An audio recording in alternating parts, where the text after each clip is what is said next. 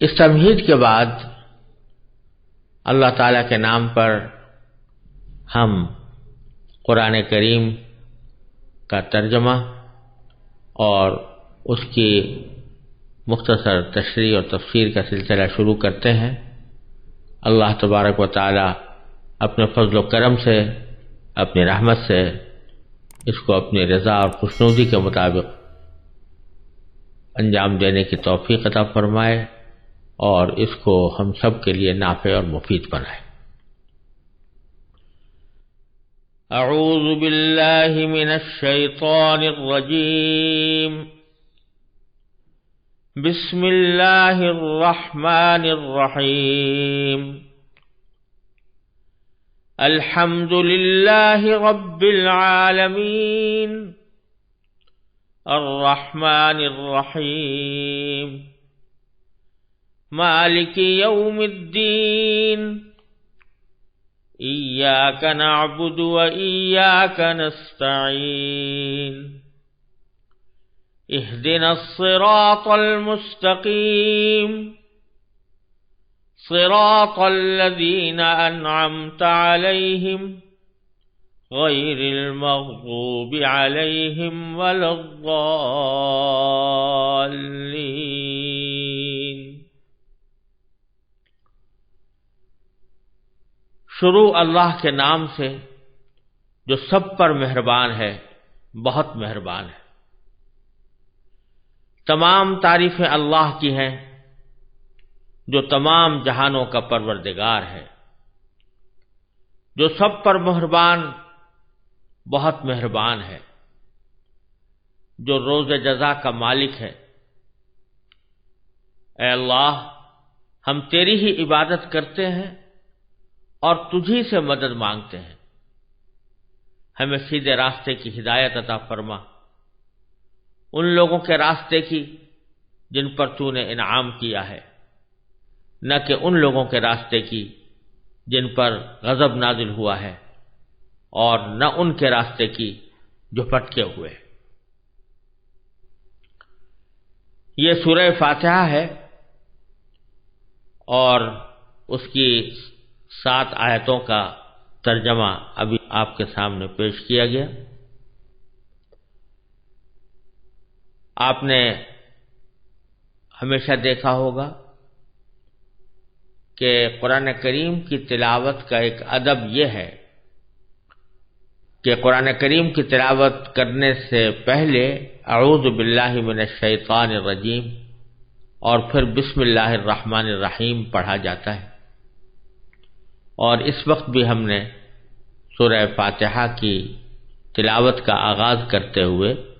اعوذ باللہ من الشیطان الرجیم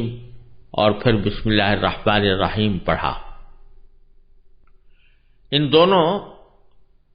فقروں کا پڑھنا تلاوت کے لیے ایک سنت ہے۔ ان میں سے جو پہلا فقرہ ہے یعنی اعوذ باللہ من الشیطان الرجیم، یہ خود قرآن کریم کی کوئی آیت نہیں ہے۔ دوسری طرف بسم اللہ الرحمن الرحیم قرآن کریم کی ایک آیت ہے۔ اعوذ باللہ من الشیطان الرجیم جو قرآن کریم کی آیت تو نہیں ہے، لیکن قرآن کریم کی ایک آیت کی تعمیل میں یہ جملہ پڑھا جاتا ہے، کیونکہ سورہ نحل میں اللہ تبارک و تعالیٰ کا ارشاد ہے کہ فَإِذَا قَرَأْتَ الْقُرْآنَ فَاسْتَعِذْ بِاللَّهِ مِنَ الشَّيْطَانِ الرَّجِيمِ، یعنی جب آپ قرآن پڑھیں تو مردود شیطان سے اللہ کی پناہ مانگ لیا کریں۔ یہ تعلیم دی گئی ہے کہ قرآن کریم کو شروع کرنے سے پہلے شیطان سے اللہ کی پناہ مانگنی چاہیے۔ چنانچہ اسی حکم کی تعمیل میں ہر قرأت سے پہلے اعوذ باللہ من الشیطان الرجیم پڑھا جاتا ہے، جس کے معنی یہ ہے کہ میں شیطان مردود سے اللہ کی پناہ مانگتا ہوں۔ یہ تعلیم اس لیے دی گئی ہے تاکہ جب انسان قرآن کریم کی تلاوت کرے یا اس کو سمجھنے کی کوشش کرے تو وہ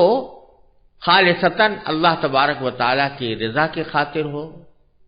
اور صحیح طریقے پر ہو، اس کے آداب کے ساتھ ہو، کہیں ایسا نہ ہو کہ شیطان دل میں کوئی ایسی باتیں ڈالے یا کسی ایسے کام پر آمادہ کرے جو قرآن کریم کی تلاوت کے ادب اور قرآن کریم کی حرمت کے منافی ہوں اور قرآن کریم کے صحیح مفہوم کو سمجھنے میں دشواری پیدا کرے۔ اس لیے یہ تعلیم دی گئی ہے کہ اعوذ باللہ من الشیطان الرجیم پڑھ کر قرآن کریم کی تلاوت کا آغاز کیا کرو۔ یہاں یہ بات بھی بیان کر دینا مناسب ہے کہ یہ اعوذ باللہ من الشیطان الرجیم کا جملہ یہ خاص طور پر قرآن کریم کی تلاوت سے پہلے پڑھنے کے لیے سنت قرار دیا گیا ہے۔ دوسرے کسی مقام پر ایسا پڑھنا سنت نہیں، جیسے بعض لوگ تقریر کے شروع میں اعوذ باللہ من الشیطان الرجیم پڑھ کر تقریر شروع کرتے ہیں، تو یہ سنت نہیں، اگرچہ جائز ہے، کوئی ناجائز نہیں ہے، کوئی حرام نہیں ہے، اور اگر کوئی آدمی تقریر سے پہلے بھی اللہ تعالیٰ کی پناہ مانگے شیطان رجیم سے تو اس میں کوئی مذائقے کی بات نہیں، لیکن اس کو سنت نہیں سمجھنا چاہیے۔ سنت ہے صرف قرآن کریم کی تلاوت سے پہلے اعوذ باللہ من الشیطان الرجیم کہنا، اور ایک اور موقع پر بھی سنت ہے، بلکہ اس کا قرآن کریم نے حکم دیا ہے،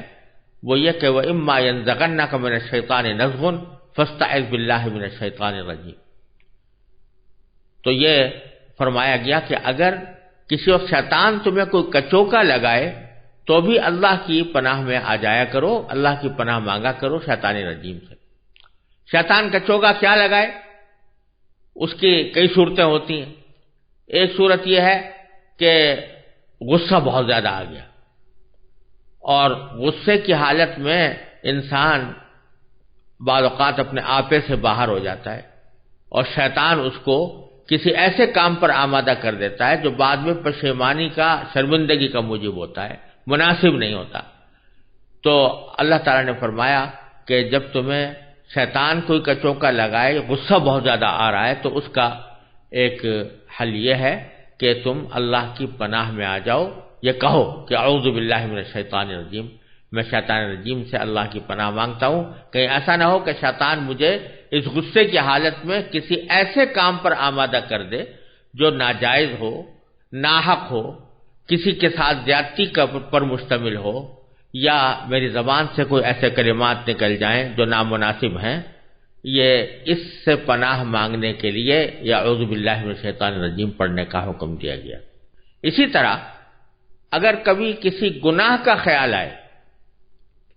دل چاہ رہا ہے کہ میں فلاں گناہ کا ارتکاب کر لوں، اعوذ باللہ العلی العظیم، تو اس موقع پر بھی یہ شیطان کا کچوکا ہے جو وہ لگا رہا ہے گناہ کی طرف بلانے کے لیے، تو اس موقع پر بھی یہ اعوذ باللہ من الشیطان الرجیم پڑھ لینا قرآن کریم کی آیت کی تعمیل میں بہتر ہے۔ تو یہ دو مواقع ہیں جہاں پر کہ اعوذ باللہ من الشیطان الرجیم پڑھنے کا یا حکم دیا گیا ہے، یا اس کو سنت قرار دیا گیا ہے، یا کم از کم اس کی ترغیب دی گئی ہے، ایک تلاوت شروع کرتے وقت، اور دوسرے اس وقت جب کہ شیطان نے کوئی دل میں ایسی بات ڈالی ہو جو کسی نامناسب کام کی طرف انسان کو لے جا سکتی ہو۔ باقی اور حالات میں مسنون نہیں ہے، لیکن ظاہر ہے کہ کوئی جملہ ایسا ہے کہ جس میں اللہ کی پناہ مانگی جا رہی ہے تو کوئی ناجائز بات نہیں ہے، کوئی بری بات نہیں ہے، یہ جس وقت بھی انسان اللہ کی پناہ میں آ جائے بہتر ہے۔ یہ تو تفصیل تھی اعوذ باللہ من الشیطان الرجیم۔ اس کے بعد دوسرا فقرہ جو تلاوت سے پہلے پڑھا جاتا ہے وہ ہے بسم اللہ الرحمن الرحیم۔ یہ باقاعدہ قرآن کریم کی آیت ہے، اور اس کو ہر سورت کے شروع میں پچھلی سورت سے ممتاز کرنے کے لیے اس کو نازل کیا گیا تھا، اور یہ ایسی آیت ہے کہ جو قرآن کریم کی ہر سورت کے شروع میں آپ کو لکھی نظر آئے گی، سوائے سورہ توبہ کے۔ سورہ توبہ میں نہیں لکھی ہوئی ہے، جس کی وضاحت انشاءاللہ اللہ تعالیٰ نے زندگی عطا فرمائی تو سورہ توبہ کی شروع میں کی جائے گی، لیکن اور ساری سورتوں میں بسم اللہ الرحمن الرحیم لکھی ہوئی ہے، اور مسنون بھی یہ ہے کہ جب آدمی تلاوت کر رہا ہو، ایک سورت ختم ہو تو دوسرے سورت کو شروع کرنے سے پہلے بسم اللہ الرحمن الرحیم پڑھے۔ پہلے تو اس بسم اللہ الرحمن الرحیم کے بارے میں اس کا ترجمہ اور اس کا مطلب سمجھنے کی ضرورت ہے، اور پھر اس کے بعد اس بسم اللہ الرحمن الرحیم کے احکام اور شریعت نے کن مواقع پر اس کو کہنے کا ہمیں حکم دیا ہے، اس کی تھوڑی سی تفصیل انشاءاللہ عرض کروں گا۔ ترجمہ یہ ہے کہ اللہ کے نام سے جو رحمان بھی ہے رحیم بھی ہے، جس کا ترجمہ ہم نے یوں کیا کہ جو سب پر مہربان ہے، بہت مہربان۔ تو اللہ کے نام سے، اور ایک اس کا متعلق محذوف ہے جس کے معنی یہ ہے کہ میں شروع کر رہا ہوں اللہ کے نام سے، اس لیے ہم نے ترجمے میں کہا شروع اللہ کے نام، جو سب پر مہربان بہت مہربان ہے۔ اللہ تبارک و تعالیٰ کے نام سے شروع کرنے کا رواج تو بہت پہلے سے تھا، اور قرآن کریم کے نازل ہونے سے پہلے خود نبی کریم سرور عالم صلی اللہ علیہ وسلم بھی جب کوئی کام شروع کرتے یا کوئی بات کہنا شروع کرتے یا کوئی تحریر لکھواتے تو بسمک اللہم کہہ کر لکھوایا کرتے تھے، جس کے معنی ہے اللہ آپ کے نام سے۔ لیکن جب یہ آیت کریمہ نازل ہو گئی تو اس کے بعد آپ نے اس کے بجائے یہی جملہ اختیار فرمایا، بسم اللہ الرحمن الرحیم، اسی سے ہر کام کو آغاز کرنے کا آپ نے حکم دیا۔ اللہ تبارک و تعالیٰ کا نام گرامی ہے، اور پھر اس کی دو صفتیں بیان فرمائی گئی ہیں، الرحمن الرحیم۔ دونوں لفظ رحم سے نکلے ہیں، رحمت سے نکلے ہیں، جس کے معنی ہے رحمان کے معنی بہت رحمت کرنے والا، اور رحیم کے معنی بھی بہت رحم کرنے والا۔ بظاہر تو یہ دونوں ایک جیسے الفاظ ہیں اور ایک ہی جیسے ان کے معنی ہیں، لیکن علماء لغت نے یہ بات بیان کی ہے کہ ان دونوں میں ایک اہم فرق ہے۔ رحمان بھی بہت مہربان کو کہیں گے، بہت رحم کرنے والے کو کہیں گے، رحیم بھی بہت رحم کرنے والے کو کہیں گے، لیکن اس بہت کی کیفیت میں فرق ہے۔ رحمان اس ذات کو کہا جائے گا کہ جس کی رحمت بہت زیادہ وسیع ہو، اس میں وسعت زیادہ ہو، جس کو آپ آج کل کی انگریزی اصطلاح میں کہہ سکتے ہیں کہ جو زیادہ ایکسٹینسو ہو، جس کی وسعت زیادہ ہو، زیادہ لوگوں تک اس کی رحمت پہنچنے والی ہو، اس کو رحمان۔ اور رحیم کے معنی یہ ہے کہ جس کی رحمت میں گہرائی زیادہ ہو، کہ رحمت جس پر بھی ہو مکمل طور پر ہو، جس کو اگر آج کی آپ عام فہم اصطلاح میں کہنا چاہیں تو یہ کہہ سکتے ہیں کہ جس کی رحمت انٹینسو زیادہ ہو، تو اس میں رحمان کے اندر وسعت ہے اور رحیم کے اندر گہرائی ہے اور مکمل ہونے کا مفہوم ہے۔ تو اسی لیے کہا جاتا ہے کہ باری تعالیٰ ایک طرف تو رحمان ہے، یعنی اللہ تبارک و تعالیٰ کی رحمت سب پر ہے، یہاں تک کہ دنیا کے اندر اس کی رحمت صرف مسلمانوں کے ساتھ خاص نہیں، غیر مسلموں پر بھی ہے، جانوروں پر بھی ہے، کائنات کی ہر چیز پر ہے، درختوں پر بھی ہے، جمادات پر بھی ہے، نباتات پر بھی ہے۔ تو رحمت اس کی ساری کائنات کے اوپر پھیلی ہوئی ہے، بہت زیادہ وسیع ہے۔ اس لیے رحمان کا ترجمہ ہم نے یہ کیا جو سب پر مہربان ہے، یعنی اس کی رحمت سب کو شامل ہے، بہت پھیلی ہوئی ہے، وسعت رکھتی ہے، بہت ایکسٹینسو ہے۔ اور رحیم کا مطلب یہ کہ رحمت کامل ہے، مکمل ہے، انٹینسو ہے، اس میں گہرائی ہے، جس پر بھی ہے وہ تکمیل کے ساتھ ہے، پورے طور پر ہے، اس میں کوئی نقص نہیں، اس میں کوئی کمی نہیں، اسی لیے ہم نے اس کا ترجمہ بہت مہربان سے کیا۔ تو اب آیت کا ترجمہ یہ ہوا کہ شروع اللہ کے نام سے جو سب پر مہربان ہے، بہت مہربان ہے، سب پر مہربان رحمان اور بہت مہربان رحیم۔ ایک فرق تو ان دونوں میں یہ ہے۔ دوسرا فرق یہ ہے کہ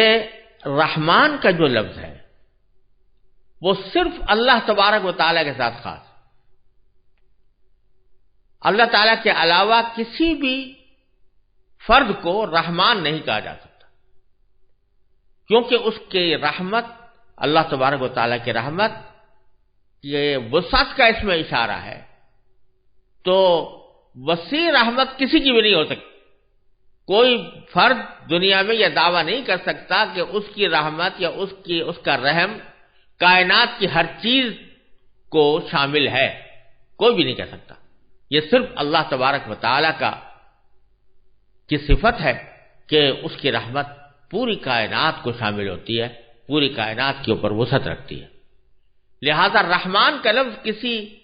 اور کے لیے، اللہ تبارک و تعالیٰ کے سوا کسی اور کے لیے استعمال کرنا جائز نہیں، حرام ہے۔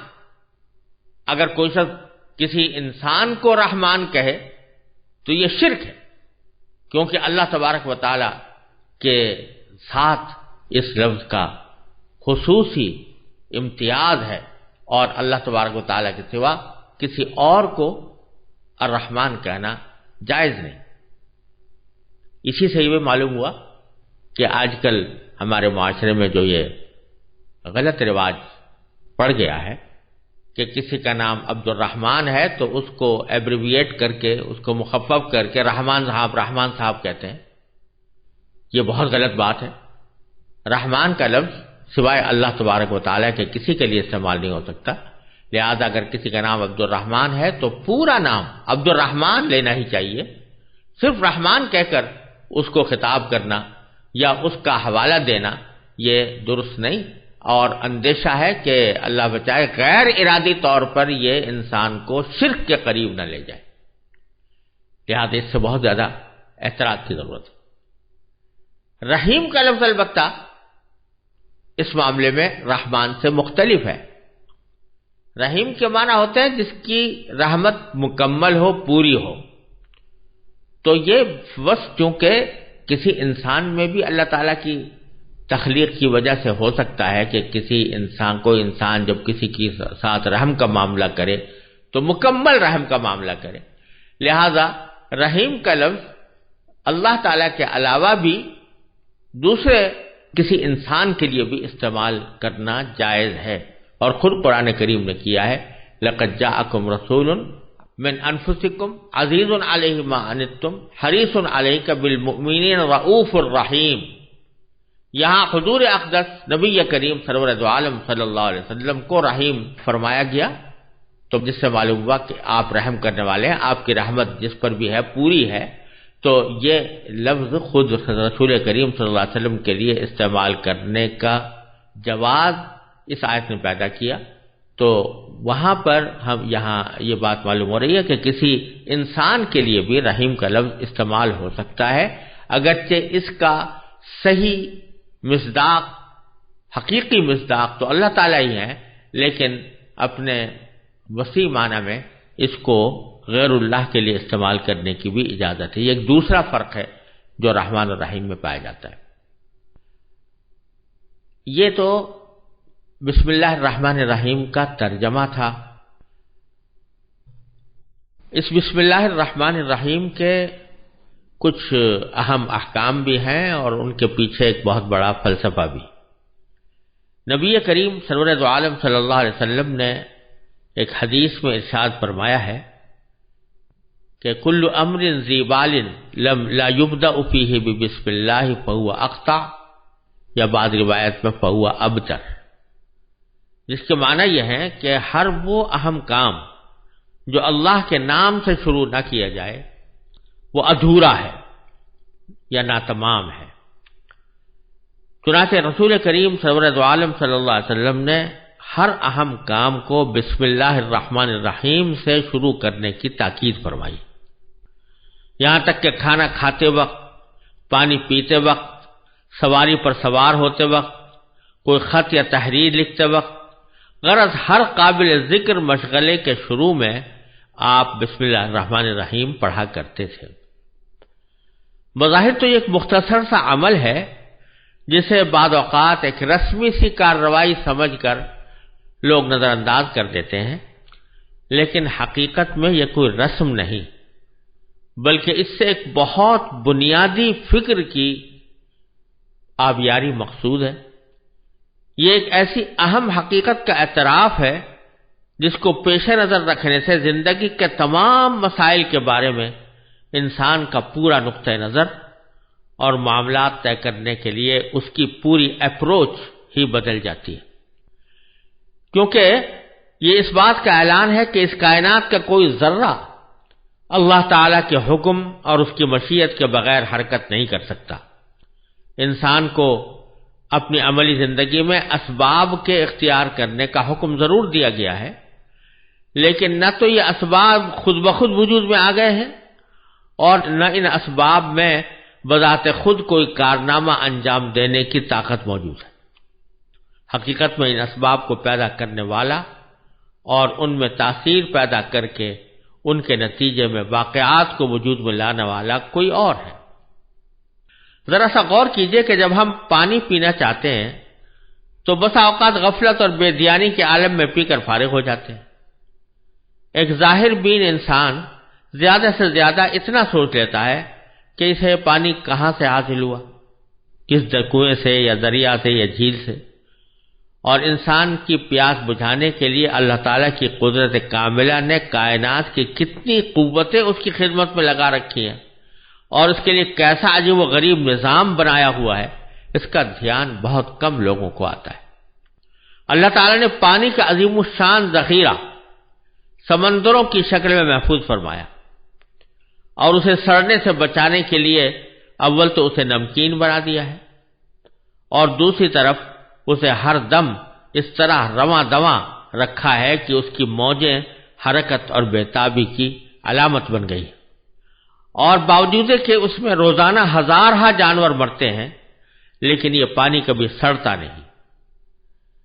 لیکن انسان کے لیے پانی کے اس عظیم الشان ذخیرے سے براہ راست فائدہ اٹھانا ممکن نہیں تھا، اس لیے کہ اول تو اس میں پانی کی کڑواہٹ ہی ایسی تھی کہ اسے انسان پی نہیں سکتا تھا، دوسرے اس پانی کا حصول صرف آس پاس بسنے والوں کے لیے ہی ممکن تھا، دور رہنے والے اس سے فائدہ نہیں اٹھا سکتے۔ اس کے لیے اللہ تبارک و تعالی نے ایک طرف سمندر سے مانسون اٹھا کر اس میں ایک ایسا خودکار پلانٹ نصب کر دیا جس کے ذریعے سمندر کے کڑوے پانی کو میٹھا کرنے کا حیرت انگیز نظام کسی انسانی محنت یا مالی خرچ کے بغیر مسلسل جاری ہے۔ دوسری طرف اس مانسون کو بادلوں کی شکل دے کر اللہ تعالیٰ نے ایک مفت ایئر کارگو سروس فراہم کر دی ہے جس کے ذریعے یہ سیال پانی ہوا میں تیرتا اور سینکڑوں بلکہ ہزاروں میل کی مسافت طے کرتا ہے، اور اس کی فضائی پرواز نے دنیا کے ہر خطے کو سمندر کا پانی میٹھا کر کے سپلائی کرنے کی ذمہ داری لے رکھی۔ لیکن نہ تو انسان یہ برداشت کر سکتا تھا کہ اس پر ہر وقت بادل چھائے رہیں اور بارش برستی رہے، اور نہ اس میں یہ طاقت تھی کہ وہ سال بھر یہ 6 مہینے کا پانی ایک ساتھ اکٹھا کر کے رکھ سکے۔ لہذا اللہ تبارک و تعالیٰ کی قدرت و حکمت نے یہ انتظام فرمایا کہ بادلوں کا یہ پانی پہاڑوں پر برسا کر اس کے منجمد ذخیرے برف کی شکل میں محفوظ فرما دیے۔ پانی کا یہ دل فریب کولڈ سٹوریج پہاڑوں کی چوٹیوں پر دلاویز نظارے تو فراہم کرتا ہی ہے، لیکن اس کا اصل کام ہماری پیاس بجھانے کا انتظام ہے۔ اسی کو قرآن کریم نے یہ ارشاد فرمایا کہ افرأیتم الماء الذی تشربون اانتم انزلتموہ من المزن ام نحن المنزلون، کہ ذرا غور تو کرو کہ وہ پانی جو تم پیتے ہو کیا تم نے اس کو بادلوں سے اتارا ہے یا ہم نے اس کو بادلوں سے اتارا ہے؟ ہم ہیں اس کو بادلوں سے اتارنے والے۔ پھر انسان کو یہ تکلیف بھی نہیں دی گئی کہ وہ اس برفستان میں خود جا کر اپنی ضرورت پوری کرے، بلکہ اسے سورج کی گرمی سے پگھلا کر دریا اور پہاڑی نالے بنا دیے گئے، اور اس کے علاوہ پانی کے سوتوں کے ذریعے زمین کے کونے کونے میں ایسی پائپ لائن بچھا دی گئی ہے کہ انسان جہاں سے زمین کھودے وہیں سے پانی برآمد ہو جاتا ہے۔ سمندر سے پانی اٹھا کر اسے پہاڑوں پر محفوظ کرنے اور پھر زمین دوز پائپ لائن کے ذریعے دنیا کے چپے چپے تک اسے پہنچانے کے عظیم الشان سلسلے میں کہیں بھی کسی انسانی عمل یا اس کی فکر و کاوش اور منصوبہ بندی کا کوئی دخل نہیں۔ انسان کا کام صرف اتنا ہے کہ وہ ان بہتے ہوئے دریاؤں یا زمین میں پوشیدہ سوتوں سے اپنی ضرورت کے مطابق پانی حاصل کر لے۔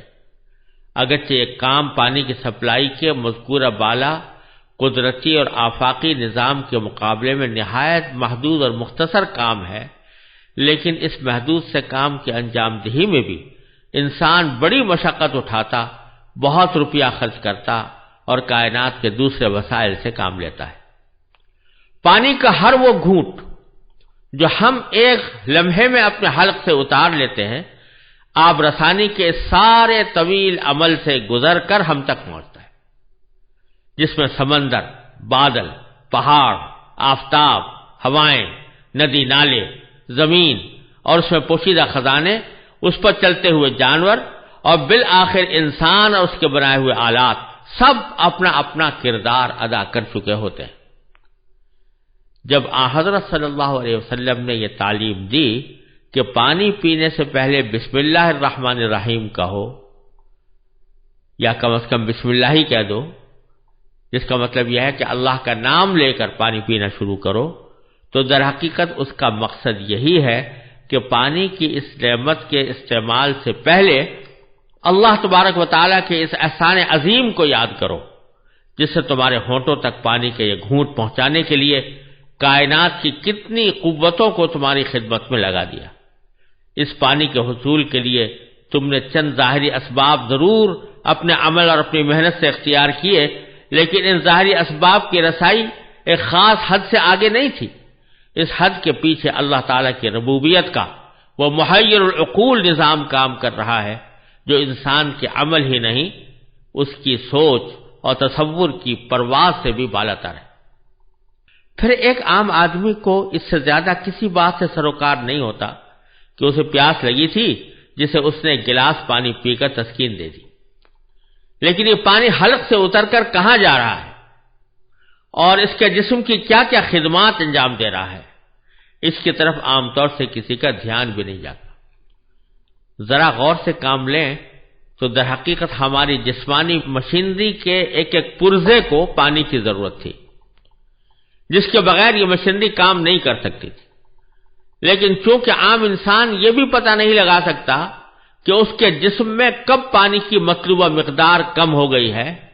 اس لیے قدرت خداوندی نے اسے پیاس کی شکل میں ایک عام فہم میٹر عطا کر دیا، جو ہر عالم و جاہل، شہری اور دیہاتی، یہاں تک کہ ناسمجھ بچے کو بھی خود بخود یہ بتا دیتا ہے کہ اسے پانی کی ضرورت ہے۔ وہ اسے صرف اپنے ہونٹ اور حلق کی ضرورت سمجھتا ہے اور انہی دو چیزوں کو تر کر کے مطمئن ہو جاتا ہے کہ پیاس بجھ گئی، لیکن در حقیقت پانی کا اصل فائدہ اس سے کہیں آگے ہے۔ وہ صرف ہونٹ اور حلق کی ہی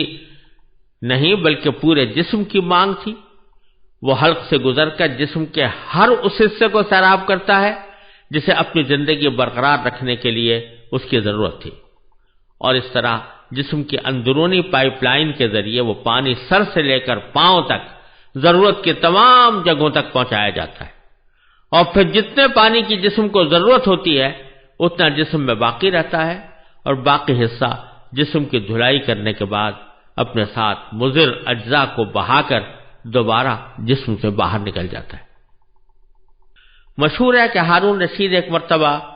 پانی پینے کے لیے گلاس ہاتھ میں لیے ہوئے تھے۔ وہ اس گلاس کو ہونٹوں تک لے جانے لگے تو قریب ہی بیٹھے ہوئے بہلول مجذوب نے ان سے کہا کہ امیر المومنین ذرا ایک لمحے کے لیے رک جائیے۔ ہارون رشید رک گئے تو بہلول نے کہا ذرا بتائیے کہ اگر شدید پیاس کے وقت آپ کو یہ پانی نہ ملے تو آپ اسے حاصل کرنے کے لیے کتنی دولت خرچ کر دیں گے؟ ہارون رشید نے کہا کہ ساری دولت۔ بہلول نے کہا اچھا اب پانی پی لیجئے۔ جب وہ پی کر فارغ ہوئے تو بہلول نے پھر پوچھا کہ امیر المومنین ذرا یہ بھی بتا دیجئے کہ جتنا پانی آپ دن بھر میں پیتے ہیں اگر وہ سارے کا سارا جسم کے اندر ہی رہ جائے اور باہر نہ نکل سکے تو اسے باہر نکالنے کے لیے یعنی پیشاب کرنے کے لیے آپ کتنی دولت خرچ کر دیں گے؟ ہارون نے پھر کہا کہ ساری دولت۔ اس پر بہلول نے کہا کہ آپ کی ساری دولت ایک گلاس پانی کو جسم میں داخل کرنے اور اسے باہر نکالنے کی قیمت بھی نہیں ہے۔ کہنے کو تو یہ ایک لطیفہ ہے، لیکن واقعتاً یہ ایک ایسی سامنے کی حقیقت ہے جو بدیہی ہونے کے باوجود ہماری نظروں سے اوجھل رہتی ہے۔ یہ تو ایک پانی کی مثال تھی۔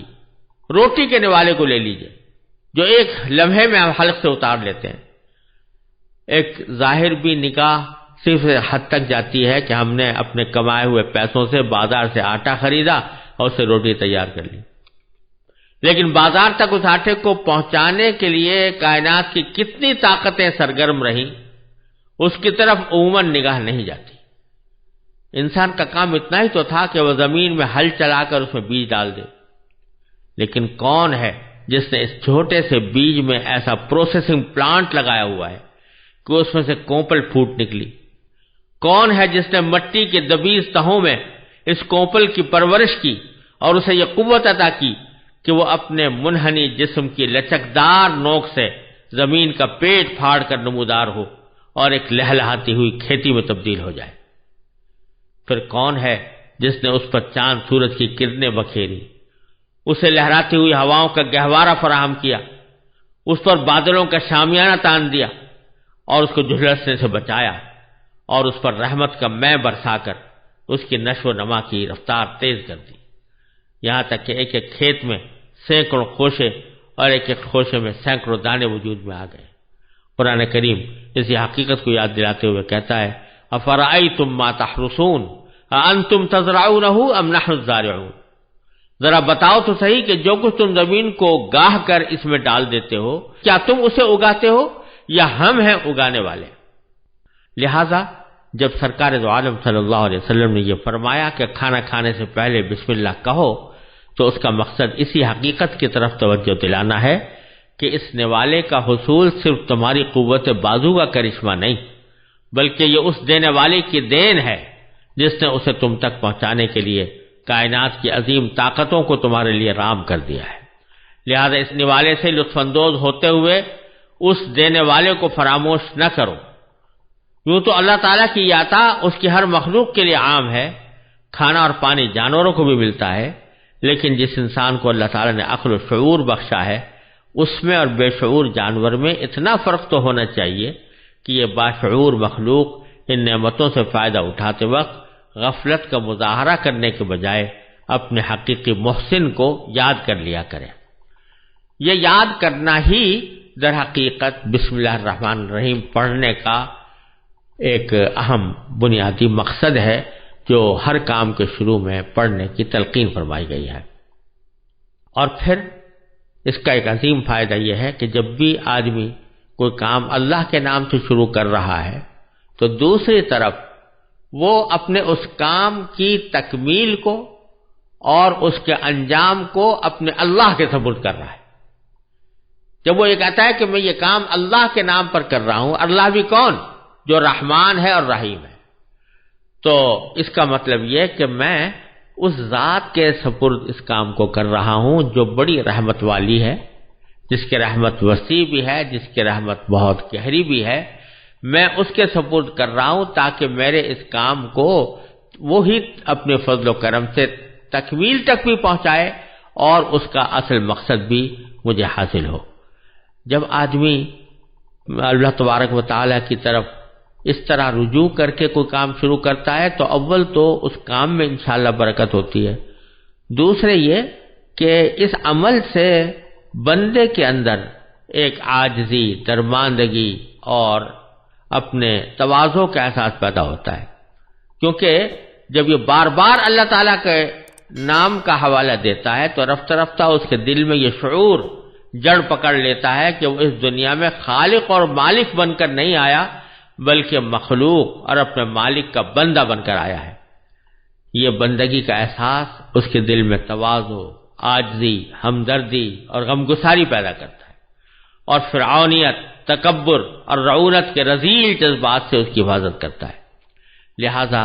اس بسم اللہ الرحمن الرحیم کو پڑھنے کا جو ایک سبق دیا گیا ہے، یہ اپنے پیچھے حکمتوں کا ایک جہان رکھتا ہے، اور اسی لیے نبی کریم صلی اللہ علیہ وسلم نے فرمایا کہ اپنے ہر کام کا آغاز بسم اللہ الرحمن الرحیم سے کرو، اور اللہ تبارک و تعالی نے بھی اپنی کتاب مجید کا آغاز بسم اللہ الرحمن الرحیم سے کر کے اس بات کا سبق دے دیا کہ جب ہم بسم اللہ الرحمن الرحیم کہہ کر آغاز کر رہے ہیں جبکہ ہم ہر قسم کی حاجت سے بے نیاز ہیں، تو یہ تمہیں تعلیم دی جا رہی ہے کہ تم اپنے کاموں کو اللہ کے نام سے شروع کیا کرو۔